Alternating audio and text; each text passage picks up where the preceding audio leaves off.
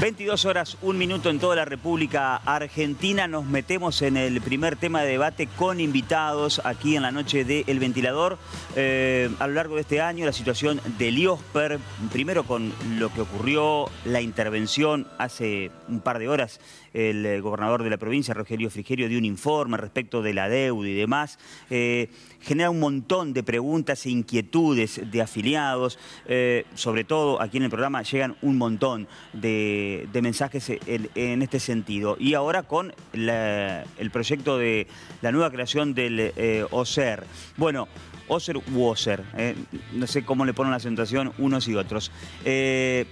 Lo que dice el gobierno de transparencia y modernización, y lo que dice la parte gremial de perder representatividad y de que no hay beneficios o incluso se perjudica al afiliado o a los trabajadores o a los trabajadores. El informe disparador, y lo abordamos aquí en instantes. Dale.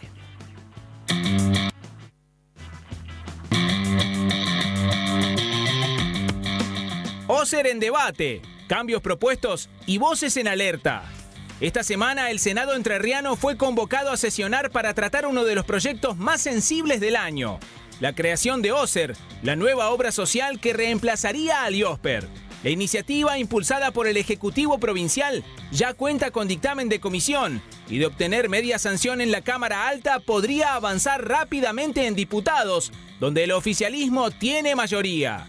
El proyecto plantea una reestructuración del sistema actual, ratifica el régimen solidario y contempla la conformación de un consejo consultivo gremial.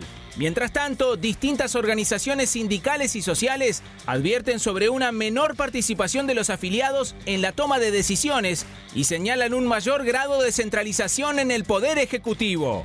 ¿Puede este nuevo esquema aportar soluciones a los problemas estructurales del sistema de salud estatal? ¿De qué manera se equilibra eficiencia con representación en una obra social pública?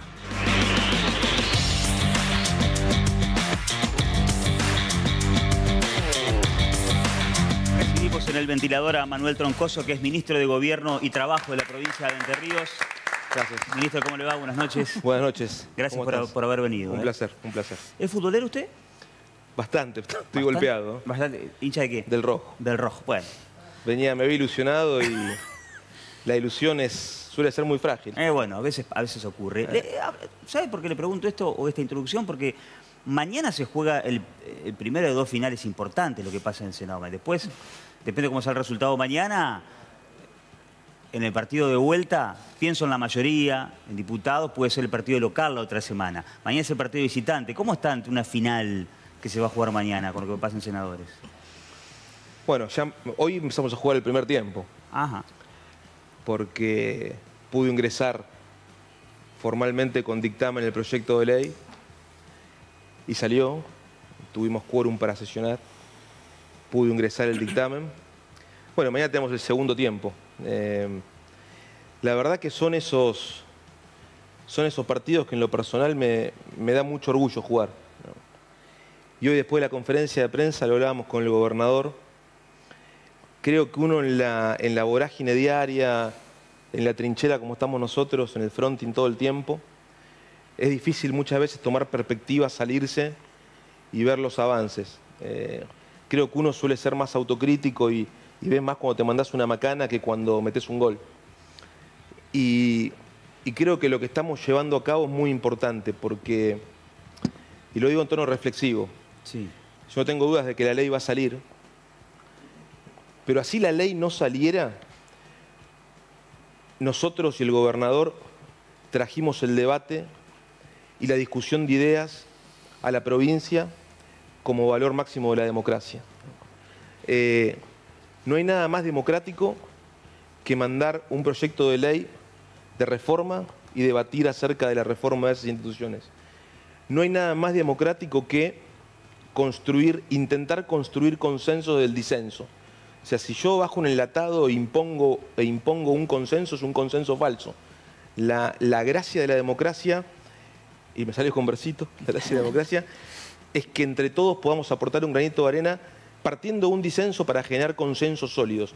Y ahí está la verdad de la milanesa. Ahora, ¿y qué le dice no me meto con la parte gremial, ¿no? Hay una CAMPE y demás, pero el trabajador del IOSPER y el afiliado al IOSPER, que se ha mostrado preocupado, que se ha movilizado, ¿qué le dice? Si usted dice que la ley va a salir, ¿qué le dice? Porque hay muchos mensajes al respecto.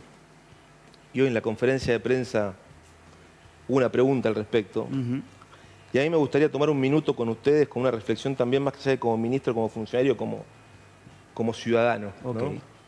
Nosotros, desde que venimos discutiendo las ideas en torno a este proyecto de ley, no hicimos más primero que dos cosas. Primero, transmitir tranquilidad a los beneficiarios, a los trabajadores del instituto, a los prestadores. Y en segundo lugar, garantizar el debate. Este proyecto, que esperemos se sancione, tenga media sanción mañana, no es el proyecto originario. Tiene lo troncal del proyecto que mandó el Ejecutivo, pero fuimos permeables y receptivos para incorporar muchísimas cuestiones que aportaron los senadores de la oposición, los senadores del oficialismo, algunos sindicatos, instituciones intermedias, los prestadores. Estuvimos permeables a eso. Y lo que quería decir, porque creo que vale la pena decirlo, también esto es parte de la democracia, lo que se usó desde los grupos de resistencia al cambio fue una guerra de guerrillas tratando de instalar mentiras, ¿no? Como decía casi goebbeliano lo que se intentó hacer, ¿no? Miente, miente, que algo quedará. Cada uno de los argumentos y de las falacias que se esgrimieron de los grupos de resistencia, no de lo que aportaron y tuvieron un espíritu colaborativo, el aporte, digo, de los que se opusieron in totum al proyecto, de los que se manifestaron incluso con escraches, que lo sufrió en persona, lo sufrió el gobernador en la ciudad de Concordia, creo que intentaron instalar mentira, ¿no? Que nosotros veníamos a privatizar, que nosotros veníamos a hacer un desguace de la obra social, que nosotros veníamos a hacer un recorte y a despedir masivamente a trabajadores, que nosotros íbamos a subir el 3% de aporte de los beneficiarios, que nosotros nos veníamos a meter con la solidaridad del sistema. Esos puntos, esas banderas, para nosotros siempre fueron intocables y siempre lo dejamos en claro. Pero desde el otro lado se intentaron instalar mentiras repitiéndolas y nosotros intentando ponernos a nosotros en un lugar defensivo. Ahora, ¿qué pasa? También como dice la frase, vos le podés mentir a todos algún tiempo o a unos pocos todo el tiempo. Lo que vos no podés hacer es mentirles a todos todo el tiempo. Nosotros a los argumentos que se virtieron y las falacias que se virtieron instalando mentiras, respondimos con la verdad. Entonces, más allá de la ley en sí mismo, más allá de que nosotros pensamos que esto es un hito de gestión, más allá de que nosotros pensamos que es un punto de inflexión, nosotros, y lo que me llena de orgullo, es que estamos dando una batalla cultural y estamos intentando cambiar un chip. Nos podemos equivocar mañana, nos podemos equivocar en 6 meses, y yo lo que les aseguro que en 3, 4, 5, 6 meses voy a estar acá explicando, pidiendo las disculpas del caso, pero creo que la obra social así como estaba no tenía destino, con el déficit estructural, con los malos manejos, con las irregularidades que había. Y creo que nosotros y el gobernador tiene todo el derecho, y nosotros como cuerpo de gobierno, a intentar manejar los destinos de lo social, obviamente con participación, con los sindicatos, con los jubilados, incluso con la oposición, que va a tener un representante como síndico, que eso también es un hecho inédito. Ok. Abro el panel, vengo por este lado, Ezequiel, adelante. Dale. Primero una cuestión contextual, ministro, para la audiencia también. El oficialismo, junto por Entre Ríos, está en minoría en el Senado, y para que se apruebe mañana, si efectivamente sucede, necesita por lo menos algunos votos de la bancada del, de lo que hasta ahora conocemos como bloque del Partido Justicialista, más para Entre Ríos. La pregunta es, ¿en qué instancia del proyecto, después de las modificaciones, del nuevo dictamen, están para considerar que ya está listo para ser votado mañana y no por ahí tener algunos días más o alguna semana más de discusión, como insinuó hace un rato en la sesión el presidente del bloque de la Vuelta a Comisión? De la Vuelta a Comisión, que fue el pedido que hizo el jefe de la bancada justicialista. ¿En qué instancia están hoy para que ustedes digan, bueno, con esto alcanza? Bueno, yo sé que trato de ser muy respetuoso, digamos, de la conciencia y de los votos que tiene cada legislador, ¿no? Creo que sería muy imprudente si hablara en nombre de todos. Creo que no es mi manera de ser, digamos. pero obviamente siento que están las condiciones dadas para que salga el proyecto mañana. Un proyecto que, insisto, fue muy trabajado, tomó muchísimos aportes de parte de muchos sectores, incluso de senadores opositores. De hecho, esto que les decía, les soy muy honesto. El proyecto originario tenía un síndico a designación o a propuesta del gobernador, ¿no? Ahora va a tener 2 síndicos, uno a propuesta del gobernador y uno a propuesta del bloque opositor en el Senado. Y eso la verdad que también habla de pluralidad y de participación. El consejo consultivo, se lo escuché decir a un legislador del PJ. Además, eso también es otra cuestión. Nosotros en el proyecto originario, esto lo digo como ejemplo para que veamos la permeabilidad que tuvimos en el proyecto. Nosotros no atropellamos, ¿no? Nosotros, el proyecto originario tenía la representación de 2 representantes sindicales en el directorio, uno por el sindicato mayoritario docente, otro por el sindicato mayoritario estatal. Es una variable objetiva que encontramos como parámetro para definir esos representantes.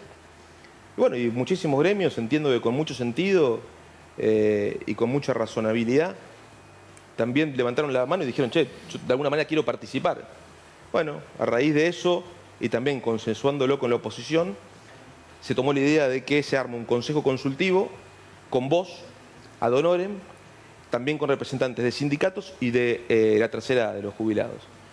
Así que también va a tener un consejo consultivo que represente todas las voces sindicales y además, como te decía, nada más y nada menos que en el control de la obra social va a haber un representante puesto por la oposición. 3435-054-874, nuestra vía de comunicación. Queremos escucharlos. Si quieren mandar alguna pregunta, brevemente, que puede ser contestada por el ministro, también lo podemos hacer. Juan Pablo. Bien, en principio celebrar el debate. Ya hemos debatido sobre el tema con el ministro. Está buenísimo que esto ocurra. Una reflexión con un dato periodístico que indefectiblemente deriva en la pregunta, que me parece interesante para terminar de entender por qué las oposiciones, por qué las posturas disímiles y enfrentadas que vemos en este conflicto, que podemos quitarle también un poco de peso a la hora de definirlo como tal, pero me parece interesante destacar que el proyecto tiene como, a mi criterio, base, como tronco esencial, la quita de la conducción por parte de los trabajadores. El IOSPER, hasta hace poco, era conducido por los trabajadores que votaban democráticamente a aquellos que llevaban adelante la obra social. El proyecto contempla, creo que artículo 9, que será un presidente y un vicepresidente designado por el gobernador, es decir, no serán los trabajadores, a través de sus representantes, quien dirijan la obra social de la provincia. La pregunta entonces es, ¿por qué entiende el gobierno que los trabajadores no pueden hacer un buen papel, por más que en la coyuntura y en el corto plazo podemos llegar a coincidir que puede haber habido errores, inconvenientes, problemas y hasta algunas cuestiones repudiables como sueldo muy elevado? ¿Por qué entienden entonces como gobierno que va a ser mejor una conducción puesta por o el propio gobernador o un funcionario del gobierno que los trabajadores? Bueno, buena pregunta. En primer lugar, creo que siempre es bueno hurgar o indagar en la historia, ¿no? El IOSPER se crea en el año 73. Durante 25 años consecutivos, los destinos de la obra social lo condujeron representantes del Poder Ejecutivo. Por lo tanto, originariamente la institución estuvo en manos de representantes del Poder Ejecutivo. En el año 97 sale un decreto y en el año 98 se pone en funcionamiento este decreto y se da lo que nosotros llamamos, sin herir susceptibilidades, un deslinde de responsabilidad del Poder Ejecutivo. La Constitución Nacional delega expresamente la salud en las provincias y nuestra provincia, por su Constitución provincial, acepta esa responsabilidad. La responsabilidad primaria de dar servicio de salud corresponde al Poder Ejecutivo. Esto no quita que las entidades gremiales puedan participar. Pero lo que entendemos es esto, que de ninguna manera puede ser un absoluto. Nosotros lo que, como queremos en el centro no como un lugar de tibieza, sino que queremos en el centro como un lugar de equilibrios, de participación, de pluralidad, de horizontalidad, de garantías. Nosotros buscamos una tesis intermedia, que hace representantes sindicales en la conducción de la obra social, pero que el presidente y el vicepresidente lo ponga al Poder Ejecutivo.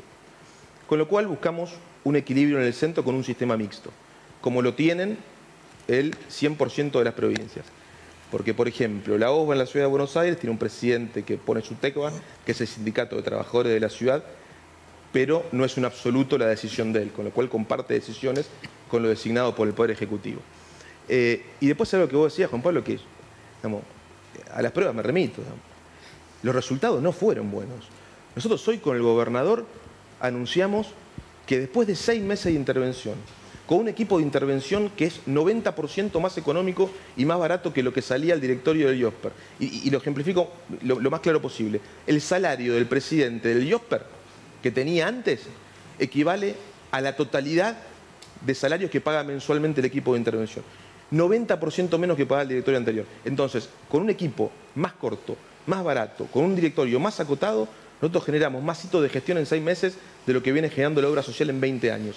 Terminamos con un déficit estructural de 40.000 millones de pesos. Y es mucha plata. Y nos decían cuando intervenimos, nos decían que era de 20.000 millones. Terminó siendo el doble. ¿Y creen de verdad que los sindicatos están detrás de la caja, como dijo el gobernador? Bueno, yo lo que creo es que es un poco curioso esto que les decía antes, ¿no? Y la verdad que creo que nunca lo había hablado con tanta apertura, con tanta amplitud, con tanta sinceridad. Pero a mí me llama la atención porque cuando vos esgrimís un discurso con mentiras y falacias, porque fueron todas mentiras y falacias, y las cosas que consideramos que eran razonables las incorporamos en el proyecto de ley. La estabilidad de los trabajadores, cerrar cualquier tipo de posibilidad de privatización, garantizar el sistema solidario. Cuando se le acabaron los argumentos y siguieron esbozando protestas y reclamos, yo lo que me tengo que preguntar obligatoriamente es qué están buscando. ¿Por qué no dicen la verdad? Nosotros, insisto, no puedo mandar 1000 macanas, ¿eh? Yo soy perfectible, me equivoco todo el tiempo. Ahora, siempre cuando discuto con argumentos, los argumentos son a partir de la verdad, no de chicana, no de falacia, no de mentiras. Entonces, eso es lo que yo me obligo a preguntarme. Si lo que esgrimían eran falacias, ¿qué hay de fondo? Ministro, le pido brevedad porque tenemos 12 minutos y queremos hacerlo picado con la pregunta de los panelistas. ¿Puede ser? Sí, no. Digo, sí. Voy con Corines, voy con Ana después. Dale. Justamente vinculado con la conferencia de prensa que dio el gobernador hoy, mi pregunta es, y esto relacionado a esta evaluación que se ha hecho del pasado del IOSPER y esta especie de revisionismo que hizo recién usted, el gobernador dijo que se detectó a un proveedor del IOSPER que aún no se presentó a cobrar lo que se le debe y que se asume que son aproximadamente 3 millones de dólares. Este proveedor fue individualizado y en su caso se hicieron los planteos correspondientes, por supuesto la denuncia penal que corresponda, porque si un proveedor no aparece a reclamar 3 millones de pesos, por algo será. Y la otra pregunta que tengo es, usted estaba... ¿De pesos o de dólares, Cori? ¿Cómo? ¿De pesos o de dólares? Dólares. Dijo 3.000 millones de pesos. 3 millones Sí, de que dólares. son aproximadamente... Y la otra que tengo, que está también vinculada, es el gobernador hoy, y usted estaba presente, habló de contratos basura, que son otra de las irregularidades que se han detectado en el IOSPER. ¿A qué se refirió expresamente o qué define el gobernador como contratos basura? Y en tal caso, si en el gobierno provincial, en otros estamentos, hay contratos de similares características, si está dispuesto también a regularizar ese tipo de contratos. Bien, bueno, muchas gracias. Bueno, en primer lugar, en relación a lo primero, sí, es cierto, es un grupo de prestadores que la cuantía suma esa resultante de dinero a la que usted hace referencia. Prefiero ser prudente en ese sentido. La Comisión Fiscalizadora está preparando y terminando el último informe de auditoría. Vamos a entregar la intervención con el pago absoluto de la deuda heredada y exigible, que es lo que les acabo de decir, y también con un informe de auditoría de recursos humanos y de contabilidad que incluye cuestiones como estas, pero prefiero ser prudente y esperar que se termine el informe de auditoría y se presente al Tribunal de Cuentas para que el mismo intervenga. Y en segundo lugar... ¿Usted qué está queriendo decir? ¿Que el gobernador fue imprudente hoy? Porque él lo afirmó. No, sí, pero somos prudentes. No, perdón. No, lo que queremos decir es que precisamente lo que sería imprudente es empezar a dar nombres propios cuando la auditoría no terminó. Entonces, es cierto lo que usted hace referencia, es así, pero para dar algún detalle más, estamos terminando que termine el informe de la Comisión Fiscalizadora de Auditoría. En segundo lugar, lo que hace referencia al gobernador, lo que coloquialmente se conoce como contratos basura, son básicamente relaciones de dependencia encubiertas bajo monotributo. Nuestro gobierno también es algo que me da mucho orgullo. Terminó con los contratos basura, con las locaciones de obra que encubrían relaciones de dependencia en el nivel central. Todos esos contratos de obra pasaron a locación de servicios, a planta transitoria, y obviamente el IOSPER no es la excepción. Todos aquellos contratos de obra, ¿pero qué pasó? Había dos tipos de contratos de obra. Había contratos de obra que realmente prestaban servicios y tareas en relación de dependencia, identificables, que fichaban, que prestaban servicios, que un jefe podía decir, esta persona hace esto, esto y lo otro. Y después hubo 80 contratos de obra, que es una de las primeras medidas de intervención fue esa, que básicamente eran 80 ñoquis que cobraban y nadie podía identificar dónde trabajaban y demás. Entre ellos alguna que otra persona que vivía en el exterior. Esos contratos de obra, contratos de basura, también fueron cortados y los únicos despedidos, digamos, si se quiere, que hubo fueron ñoquis, digamos. Pues obviamente siempre se puso un valor al trabajador del IOSPER y demás. Y obviamente, al igual que el nivel central del Estado, las locaciones de obra en IOSPER están en un proceso de migración a planta transitoria. Ana. Buenas noches. Usted habló de impermeables, que fueron permeables en escuchar a los distintos sectores. Y se produjeron esos cambios en este proyecto de ley. Sí, lo que tengo entendido e interpreto yo es que la parte del directorio es la que ustedes realmente van a cambiar totalmente. ¿Eso en qué repercute? ¿Va a haber 2 personas nombradas por el Ejecutivo, 2 por los sindicatos? Y en caso de que no se pongan de acuerdo, ¿cómo se desempataría? ¿Y qué diferencia va a sentir el afiliado con que haya menos representantes en este directorio de los distintos sindicatos? Bien. Bueno, en primer lugar, además de acotar el directorio, que era de 7 personas y ahora va a ser de 4, también lo que incluye la ley es un topeo salarial, digamos. Antes había una discrecionalidad absoluta en el directorio para darse a sí mismo los aumentos y los sueldos. Ahora, con este proyecto de ley, presidente y vicepresidente tienen como tope el salario de un ministro y el resto de los vocales el salario de un secretario de Estado. Al igual que los síndicos que tienen como tope el salario de un secretario de Estado. ¿Aproximadamente? Y 4,5 millones de pesos. ¿Y antes 16? Exactamente, antes 16, el presidente 18. Así que creo que eso es una novedad. No solamente acotamos el directorio, sino que ponemos un topeo salarial. Y en relación a la representatividad sindical, acá también quiero por ahí decir algo que por ahí no se conoce mucho, pero hay que decir esta cosa. La densidad sindical, que es el cociente que mide, es el coeficiente que mide cantidad de trabajadores activos, cantidad de afiliados a un sindicato por sobre trabajadores activos. Okay. Esa densidad sindical en Argentina es de 32% entre privado y público. En nuestra provincia es de 35%. ¿Qué quiere decir esto? Que de cada 100 trabajadores en relación de dependencia, solamente 35 están afiliados a sindicatos. Yo he sido abogado sindical toda la vida, en algún momento todo se va a terminar. Orgullosamente voy a volver a ser abogado sindical, me formé en la UOCRA, en el Sindicato de la Construcción, creo en el sindicalismo. Pero no puede ser nunca un absoluto. Entonces yo también te puedo invertir la pregunta y decir, ¿qué pasa con el 65% de los trabajadores que no están representados ni afiliados a un gremio? ¿Dónde está la representación de ellos? ¿Dónde tienen la representatividad o la legitimación para ser escuchados?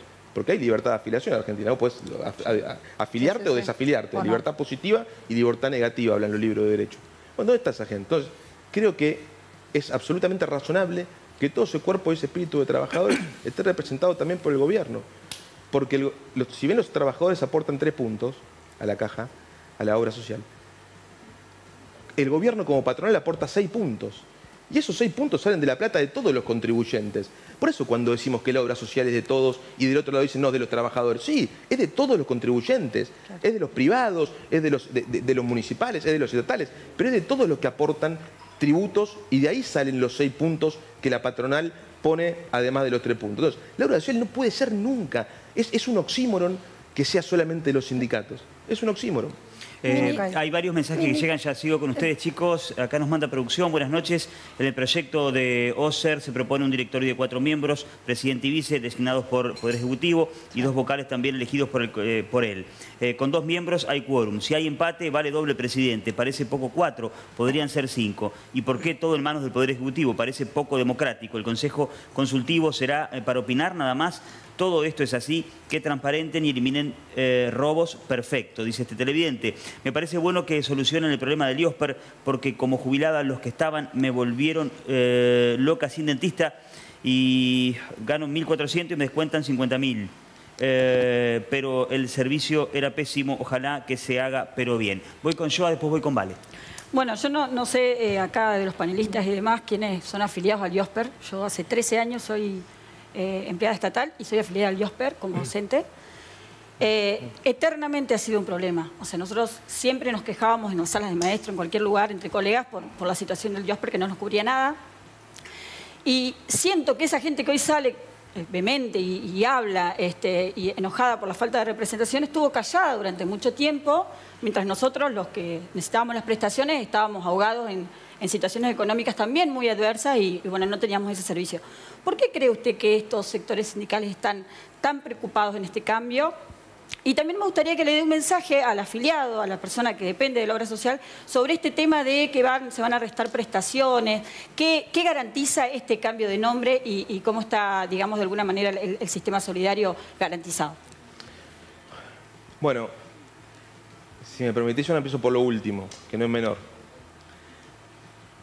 Porque también hubo algunos cuestionamientos alrededor del nombre, ¿no? ¿Por qué el cambio de nombre? Y yo me obligo a repreguntar, ¿por qué no? ¿Por qué no? Digamos. A mí me gusta bastante la poesía y las metáforas, creo que muchas veces explican cosas en la vida. Yo creo que agarramos una obra social en ruinas. Estaba la obra social, pero estaba en ruinas. Nosotros de a poquito lo estamos levantando. Ahí tenés 2 decisiones por tomar. O creás un sistema 100% nuevo y edificás en otro lugar, o construís sobre esos pilotines, sobre esa platea, sobre esos cimientos. Los cimientos de IOSPER yo creo que son fuertes y hay que reivindicarlos. Y son todo lo que hicimos referencia hace un rato. La solidaridad, el estatismo del IOSPER, la estabilidad de los trabajadores, la presencia de las delegaciones. Pero todos esos cimientos que son muy fuertes se vieron opacados y se vieron tirados a la basura por desidia, mala gestión, oscurantismo, poca transparencia, falta de honestidad, gestionar de espaldas a la gente. Y nosotros estamos agarrando con las herramientas que tenemos y que podemos, y hoy, insisto, fue un gran día porque anunciamos que no habrá más deuda. Estamos construyendo sobre esa base sólida con transparencia, que es un capítulo que tiene la ley nueva de transparencia activa. Ahora los recibos de sueldo, los convenios firmados con prestadores van a estar todos disponibles para los beneficiarios y para cualquier ciudadano en el portal web. Con eficiencia, con capacidad de gestión, con solvencia. Y cuando vos estás reconstruyendo y edificando algo nuevo, creo que perfectamente tenés que tener la posibilidad de refundarlo. Y ahí reside la necesidad de un nombre nuevo, de limpiar esa marca, de separarla y sacarla de todo lo que estuvimos viviendo. Y que seamos conscientes, no solamente como beneficiarios, digamos, tenemos que ser más exigentes nosotros como ciudadanos. Me digo a mí mismo, hay que ser más exigentes, que es lo que decías vos. O sea, nosotros, como venimos a patear los tarros, perdón lo coloquial o lo vulgar o lo soez, nosotros vinimos a traer debate. Lo hicimos con la reforma política, lo hicimos con la caja de jubilaciones, lo estamos haciendo con esto. Empezamos a hablar también de otras cosas que nos parecen muy importantes, que son reformas estructurales en la provincia. Tenemos que ser más exigentes. No nos podemos permitirnos soportar la mediocridad. No nos podemos permitir eso como pueblo. Y nosotros precisamente vimos, y esto que decías vos, y también es muy curioso y no culpo ningún medio de comunicación, pero también lo tengo que decir. Yo vi muchos funcionarios, legisladores, el gobernador mismo en persona, ¿quién les habla? El interventor, el subinterventor, el secretario general, muchísimos funcionarios del gobierno defendiendo este cambio que es necesario y casi siendo interpelados. No vi ninguno de los representantes que generó un desfalco siendo interpelado, ni por muchos medios de comunicación, ni por los representantes sindicales que ahora vienen a quejarse. Entonces a eso voy con que más allá de que pase lo que pase, nosotros siento y estoy orgulloso que ganamos un debate cultural. Tenemos 10 minutos y me quedan 3 preguntas de Nacho, Vale y Javi. Vamos, Vale. Y pase lo que pase. Usted hacía referencia al principio sobre los escraches que sufrieron tanto usted como el gobernador. ¿Cómo queda la situación con los gremios, pase lo que pase? Yo nunca,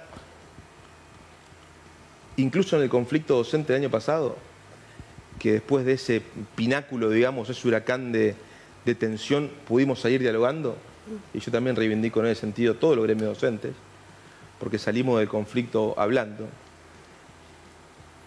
Yo nunca escuché a ningún dirigente sindical pedir disculpas públicamente por ese método de coerción que, no tiemblo en decirlo, nace del fascismo.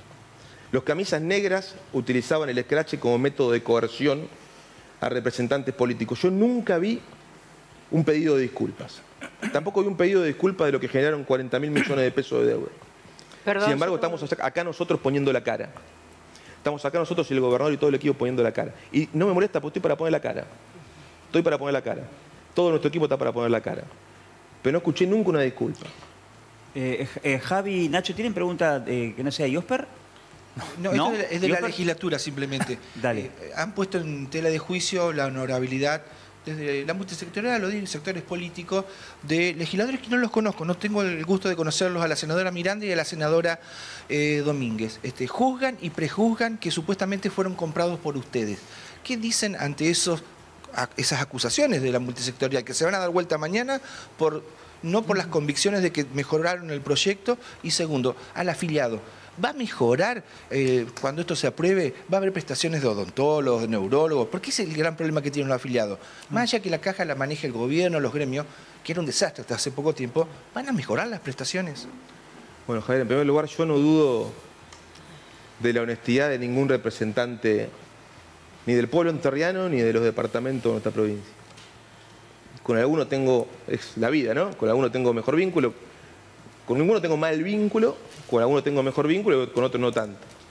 Pero por el rol que me toca ocupar y demás, y porque creo en el diálogo, me toca, básicamente hablo con todos, ¿no? Con los 34 de la Cámara de Diputados, con los 17 del Senado. Y la verdad que no dudo de la honorabilidad de ninguno, ni de quienes acompañen ni de los que no acompañen. Pero ahí volvemos con lo mismo, ¿no? Esta guerra de guerrillas que plantea este sector, que como la mentira siempre al final de cuentas perece, se acaba. Ahora lo que les queda es decir eso, ¿no? Cuando la verdad que los representantes tienen voz y voto propio y tienen su propia conciencia, ¿no? Así que creo que claramente no son más que falacias, otra vez. Y en relación a lo que decía Javier, bueno, mira, esto es un proceso que lleva mucho tiempo y también hay que ser conscientes y prudentes de esto, ¿no? Yo me acuerdo por ahí en el gobierno de Mauricio Macri, que fui funcionario, se hablaba esto el próximo semestre, se generaba mucho segundo semestre. Y creo que hay que ser muy prudentes. Nosotros, agarrando, insisto, la vara estaba muy baja. La vara estaba muy baja, tampoco somos Mandrake el mago. Pero ordenando las cuentas, los números y con mucho entrega y sacrificio, generamos estabilidad y equilibrio en la obra social. Permitimos que ahora, cuando había solamente un proveedor de prótesis, que era una asociación que nucleaba muchos prestadores, ahora hay ya 5. Donde no había un solo banco de prótesis en toda la provincia, ahora hay 13. Donde antes se acumulaban las prótesis y no se podía operar la gente porque había 1000 prótesis sin entrega, ahora la gente se puede operar y está operando con normalidad. Desembarcó, y eso también lo asumo, generó, y ustedes creo que lo deben saber muy bien, generó alguna dilación en la entrega de unos medicamentos una semana, la implementación del nuevo sistema de control de auditoría médico, que es Preservar. Preservar es el mejor sistema de control de auditoría que tiene, es un software inteligente que básicamente de lo que se encarga es que cada medicamento que sale con receta y con troquel de un laboratorio, tengamos la certeza de que se entrega a el beneficiario, cosa que antes no pasaba, había un sistema de control muy rudimentario y difuso. Ahora nosotros vamos a tener control sobre eso.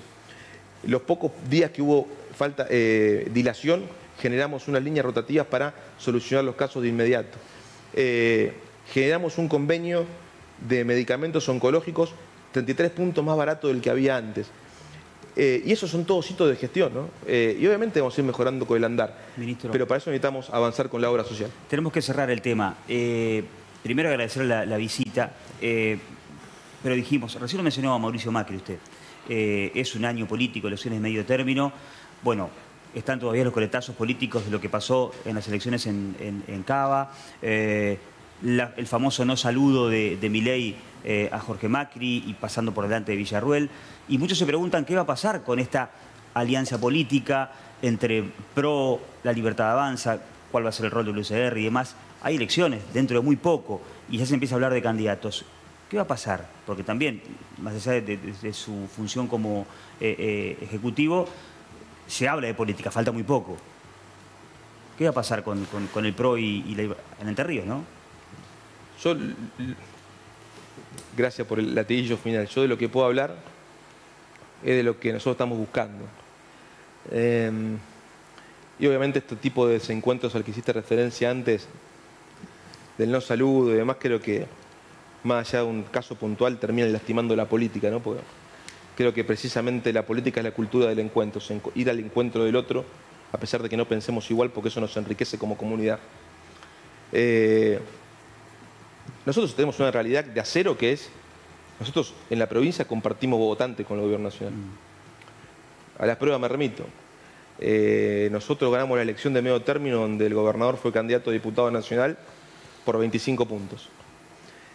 Después fuimos divididos, que es lo que buscó el entonces oficialismo, unificar la elección para que el actual presidente esté en la boleta y dividir el voto opositor. El gobierno nacional sacó 23 puntos en la provincia y nosotros lo ganamos por 2, ahí tenés la suma. Pero sería un error táctico, estratégico, ir divididos. Pero más allá de eso, lo importante no es lo que decimos nosotros, lo importante es lo que dice la gente. Y es tremendo cómo la gente, la ciudadanía, te dice, che, basta de divisiones, vayamos juntos. Y obviamente que tenemos diferencia con el gobierno nacional, pero también tenemos muchos puntos de encuentro. Sobre todo en la mirada inteligente de no volver al pasado, ¿no? No volver a la desidia, no volver al despilfarro, no volver al derroche, intentar generar un sistema productivo en que el generador de riquezas es el privado y no el Estado, terminar con esa mentira. Todos los modelos en el mundo que aseguraron que el que generaba riquezas es el Estado fracasaron. Nosotros sí queremos en el Estado. Frigerio sí cree en el Estado. Queremos un Estado presente, que actúe subsidiariamente, pero un Estado inteligente, un Estado eficiente. O sea que para usted tienen que ir juntos. No hay duda. Y para la gente también. Era porción Ministro, por no más ¿cómo? fácil. Si hacías porción por no era más fácil. Hizo la introducción. Dijo que sí, que tienen que ir juntos. Ministro, gracias. Bueno, muy amable. Presente de parte del ventilador. Gracias por la visita. El ministro Manuel Troncoso aquí en El Ventilador. Todo en un solo lugar, lo encontrás en Bazar, Juguetería y Librería Magalí. Te ofrecemos descuentos por pago contado, promos con tarjetas 3 y 6 cuotas sin interés. Estamos en 25 de mayo 178. Gracias a Magalí. Vamos a la pausa rápido, 22:39. Otro tema candente. Quedaron muchísimos mensajes sin pasar, es imposible.